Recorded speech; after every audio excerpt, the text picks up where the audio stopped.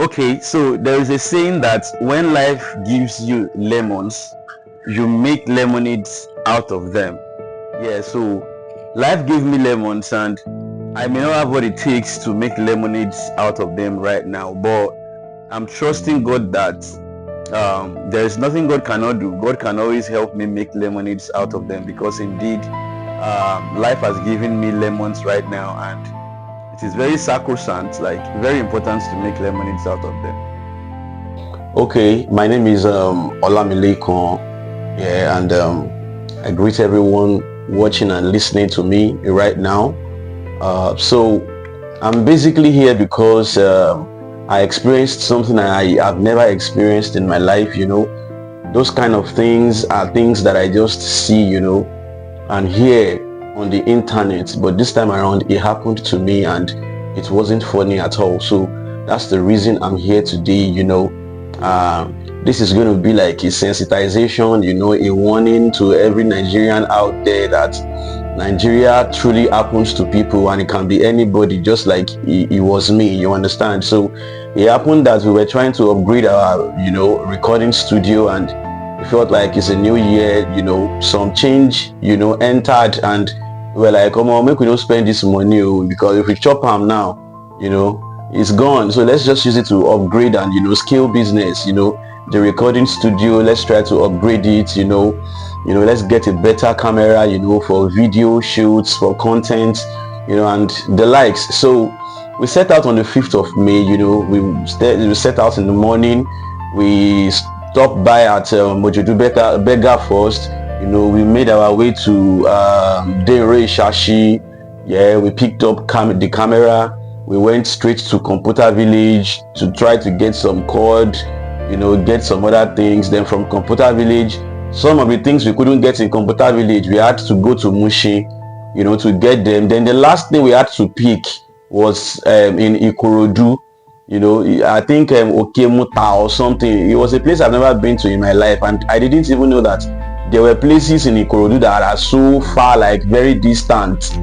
To and fro, we spent 4k. Like, I was surprised, so that was the last thing we wanted to pick, and it was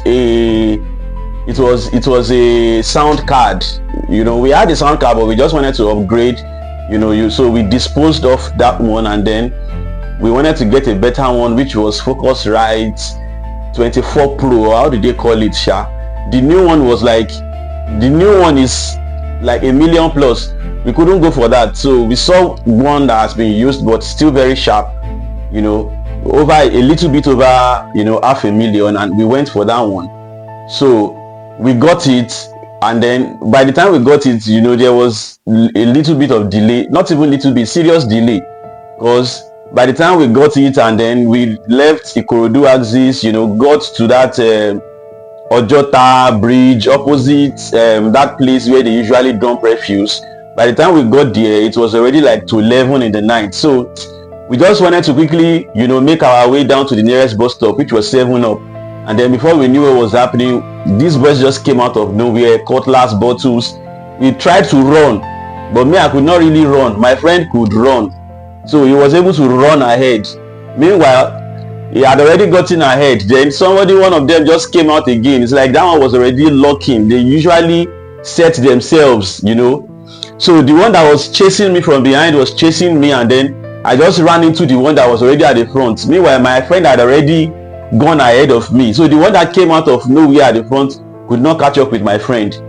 So two of them just came up on me. I had the sound card, I had some cables, I had some flash drives, I had some SSD drives that we got. So before you know what was happening, they brought out cutlass and bottles, started landing bottles on me, started landing cutlass on me and everything. Before I knew what was happening, I was bleeding in multiple places on my head, so the bag that I held, that contained the gadgets we went to buy, fell to the floor, and then I tried to quickly pick it up. While bending down to pick it up, they just seized that opportunity to get me to the ground, and then they landed more cutlass and more bottles on me. Meanwhile, I had my cross bag on me that had 3 phones, ATM cards, a lot of cash, and then one of them said, when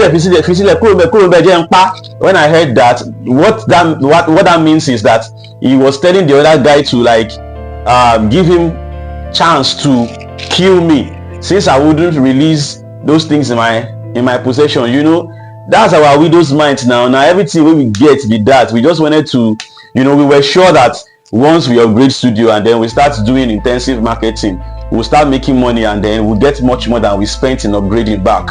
So that was the plan. So it was our widow's might. Then when I heard that I was on the floor already bleeding, I just had to like let go of the cross bag that was hanging around my neck that contained 3 phones and cash and everything. I had to let go of it. The other guy that took it opened it and saw the things that was inside. So the one that was raising cutlass that said, the other one that had my bag now told him that okay, the bag is good, the bag is stocked with goodies. So you now order that one that okay, leave him alone. Then they dragged the bag, the other polythene bag that had the sound card and the gadgets and the SSDs inside, and then they now told me that I should get up and start running. So I got up and started running. I got to a point that I ran out of breath. I just had to stop and start walking. Meanwhile, I was still scared for my life that they could still be coming.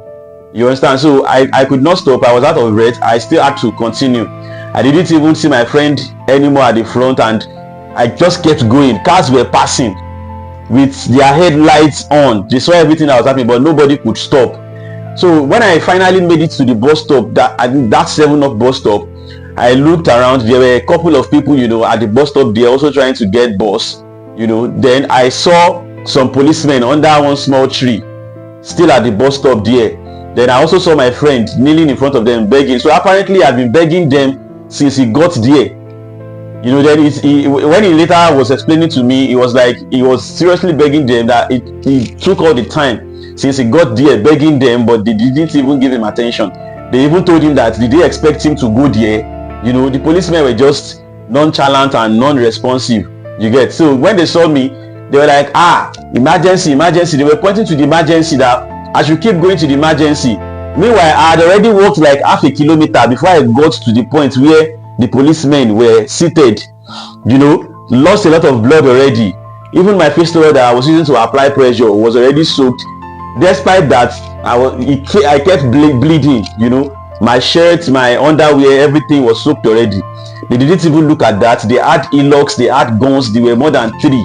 They didn't even assist us at all. They just said we should keep going to the emergency. Meanwhile, the emergency was still like a kilometer, if not more than a kilometer ahead. You understand? So they had e-locks. Then we had no choice, because my friend was like, we cannot stand there. I was already getting weak and I was still bleeding. So the only choice was just to keep trying to walk down. Then we saw this guy, you know, a little bit not too distant from the police, just within the bus stop there. He just came out of nowhere and met us and was like, sorry, you know, stuff like. It was no different from the guys that robbed us. It was not like, we should be going to the emergency. So we told him that these guys could still be looking around and then come after us by the time we are already a little bit distant from the police. So he opted to escort us. Meanwhile, he made it clear that he was going to take money, despite the fact that we just got robbed of everything we had. You understand? Then while we were just about leaving the police people, we just looked to the opposite side of the road, and then we saw those guys that just robbed us with the cutlass in their hand, just swinging, and then they had the bags and everything. My cross bag was already, you know, hanging on their own neck, and they had the bag that had our gadgets. You know, they held it and we were pointing to, look at those guys, because that one that had the cutlass, even if I see him in the dark, I can easily recognize him. In fact, his face still flashes in my brain like all the time, especially when I try to sleep and then I just jump out of sleep, you know. So we were like, see them. The police was just like, just be going to the emergency. They did not answer us, you know.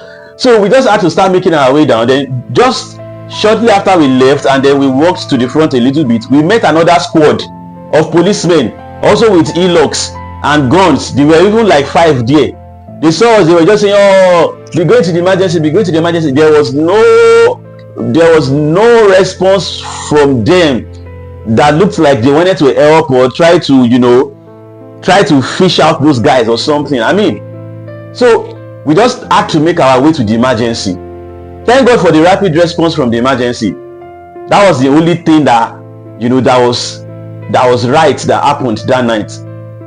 They took me in and then they attended to me. They had to stitch the bigger one, that had the deepest cuts, which is this big one that you can see. Then there is one here, and other scratches from the bottles that were landing on my head. So we were there till the next morning. By the time it was next morning, I was in pains and everything. As early as 6 o'clock, they let us out of the emergency. I could not wear my shirt. They just took one female shirt for me that was very tight, and then I had to make my way home with no cash. We had to seek help, to get cash to be able to get home that very morning. So it was quite unfortunate, but I thank God that I'm able to tell this story alive, that it is not somebody else that is telling this story on my behalf. And then another thing that is very important is it's going to be like a sensitization for every Nigerian that Nigeria is actually real. Like, insecurity in this company has reached the highest point, and it feels like it's not coming back anymore. So this is like a warning to every Nigerian out there that this is like a say no to late night movement.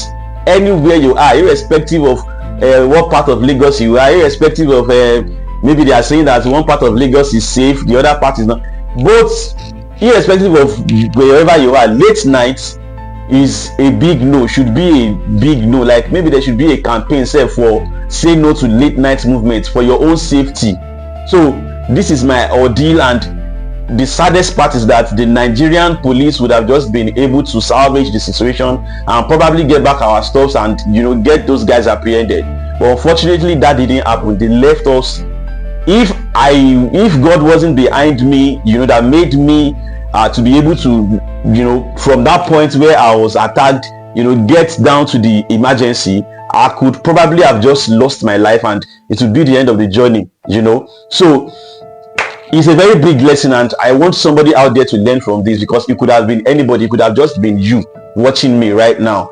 So I'm also using this opportunity to reach out to Dr. Bills, because I saw his post this morning saying that he has 10 million naira to support somebody who really needs it. Like, at this point of our lives, we really need this fund, because we just wanted to upgrade the studio and get into business proper, upscale, as a means of advancement, so that we can leave the point where we are last year and get ahead in business. So if we are considered for this, I'm just speaking right now with Dr. Bills. I know he's a very good guy. I've been following him for some time now. Even my wife follows him and stuff like that. Dr. Bills, please, I'm reaching out to you right now that we need your help right now with regards to this giveaway that you want to do. This giveaway that you want to do can just easily help us get back into business, because right now we are like a million steps backwards. We are not even at the point where we were before we decided to upgrade and upskill. We are way back. We are way behind where we are last year right now, because we can't even do anything right now. So it would really go a long way if we are able to get this giveaway. It will really go a long way, boss. So we are reaching out to you. We are pleading that you consider us for this. Thank you very much. And to every Nigerian out there, that is seeing us right now, is an unfortunate situation for us, and we are like a million step backwards. So right now, at this point where we are looking forward to any opportunity that would help us to advance, to move ahead in business. We have families. I'm a family man with children, so we are just reaching out to everyone right now, with this opportunity that we are at the lowest point right now, and we really want to step up and come up back to bounce back from this, and we are hoping that God, through someone, would come through for us. So thank you very much. God bless you. God bless you. God bless you. Stay safe out there. Nigeria is no longer safe. Like, it's actually more than what we really think it is. Thank you very much. God bless you. I am Olamilekon by name. See you some other time. And then to those of you saying, guy, go and dira or go dira or lo dira, as much as it sounds logical and best that one should try to go and dira, I feel that prevention is still better than cure, anytime, any day. So the best thing is still to avoid it as much as possible if you can, to keep late nights, especially on the streets of Lagos, because where one person power reach, now from there another person power start to. So that's my take on that. Prevention is better than cure.